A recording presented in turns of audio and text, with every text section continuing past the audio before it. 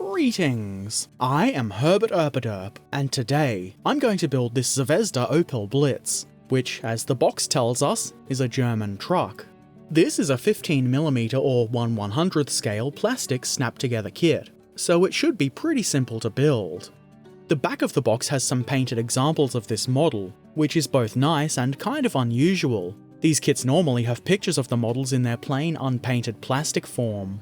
Not that I'm complaining. It also tells us this model is 5.8 centimeters long and is made up of 17 parts. Inside the box we find this single sprue with all 17 parts. That does of course include the little flag, which seems to be used in Zvezda's game Art of Tactic.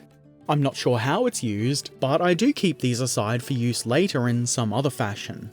The parts on these sprues look pretty good. They're very tidy and neatly moulded. Mould lines are there, but they're almost negligible. This may surprise some people considering these are the cheap option in 15mm wargaming vehicles. There is a good amount of detail here. You wouldn't call it super detailed or anything like that, but there are some good looking parts, and you do have to keep in mind that this is intended as a gaming piece after all.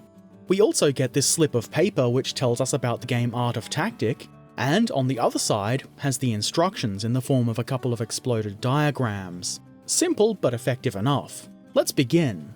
The wheels seem like a really good place to begin, so I start with those. These can be glued to the axle parts, which makes perfect sense, doesn't it? The wheels more or less slot right onto the axle part, and the end of the axle part forms the wheel hub, so don't trim the axles down too far. Only a fool would do that. This is of course a snap kit. The parts should stay together without it, but I'm going to be gluing things together anyway, just so that they're not tempted to come apart. The front wheel set looks pretty good. Now we need the rear one. Here's why you shouldn't trim down the axle part too far. Anyway, you can tell these axle parts apart pretty easily. The rear axle has this bulbous thing in the centre, the differential box, I think it is. I'm no car or trucksman, so I'm not too knowledgeable. The wheels go onto the axles pretty easily. You do have to be sure that you're using the correct wheel in the right spot. There are two on either side and they are different.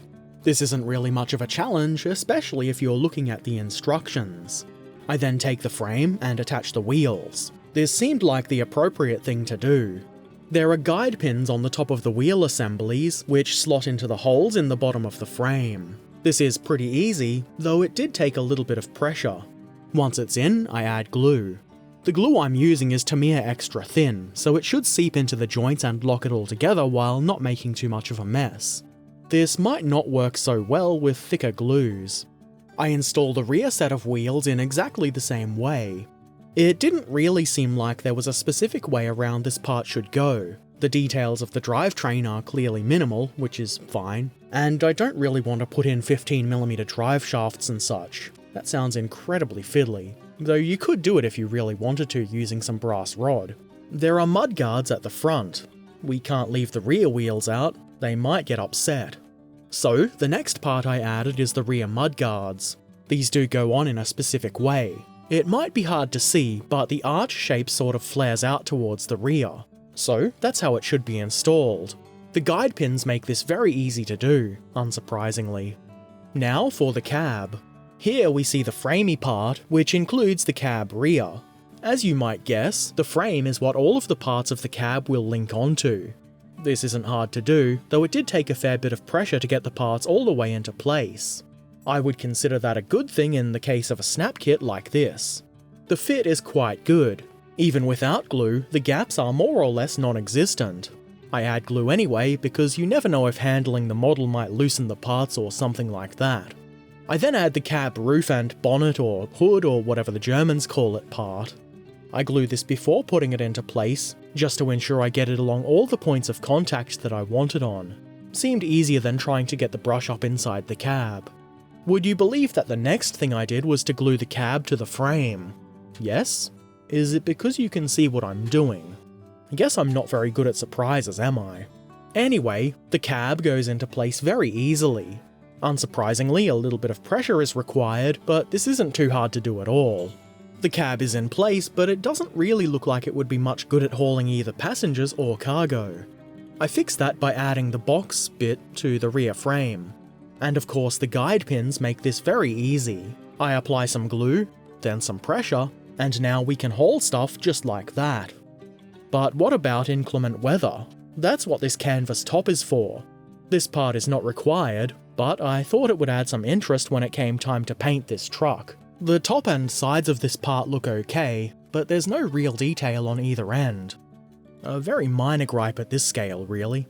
We can probably do some jiggery-pokery with some paint to make it look a bit more convincing, but obviously I'm not going to do that right now. And if you bought this kit expecting highly detailed canvas coverings, you might be doing it wrong. At any rate, the Zvezda plastic Opel Blitz in 15mm scale is now complete, and I think it looks pretty good, especially for what it is. A cheap, snap-together wargaming kit. The only real problem I have with it was caused by my own incompetence. I accidentally clipped a bit too much off the rear axle part when removing it from the sprue.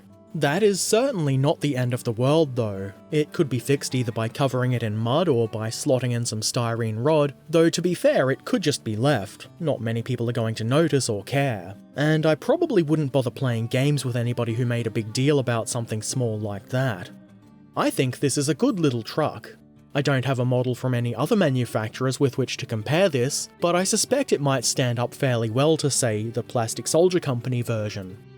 This kit was pretty quick and easy to build. The short length of the video demonstrates that. It was also quite enjoyable to put together. It wouldn't take a lot of convincing to get me to build a whole bunch more of these. The detail is quite reasonable.